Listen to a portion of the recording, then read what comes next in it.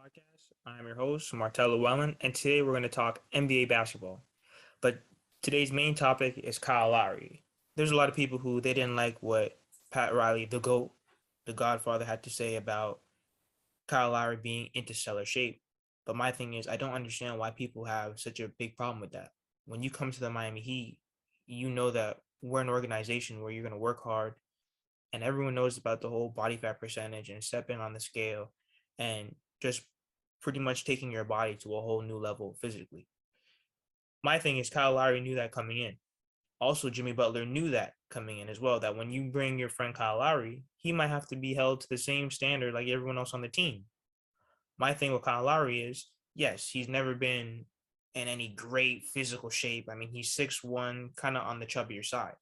But the problem is that when you get older and as time goes on, when you have weight on your body, and especially how he missed around 20 to 30 games or some crazy number like that, when you miss that time, you're sitting out for so long, and then you rush back to come play basketball, you're definitely going to get hurt, especially when you're older.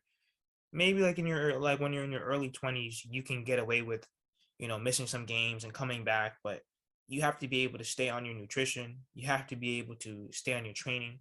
Yes, he did have some personal issues. Yes, he did have some, hard acclimations with coming from, Toronto to Miami. And yes, he did have some grave personal issues. However, when those checks are being cleared, at the end of the day, they're still getting their money. He's going to be owed 90 million over the course of 3 years. We chose Kyle Lowry because we thought that he would be somewhat of what Drew Holiday was for the Bucks.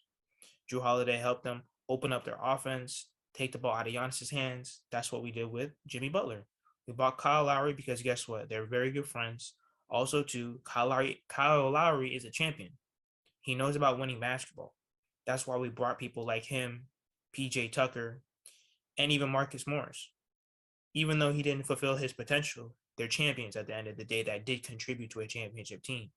So when I see Kyle Lowry, I'm not expecting him to be the 25-year-old Kyle Lowry, but I do expect in the National Basketball Association, I do expect people to be in great stellar shape, and I expect you to work hard and train every day. Because at the end of the day, you're still getting your millions. So we're paying you 90 million over the course of 3 years, and then you're not coming up big. He had a horrible shooting percentage. He really didn't play that well in the playoffs besides game 6.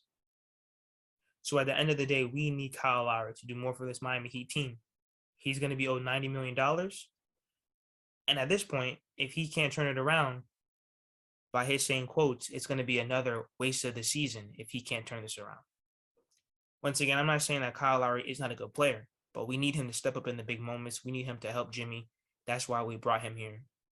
Thank you very much for listening to this podcast. Please like, share, comment, subscribe.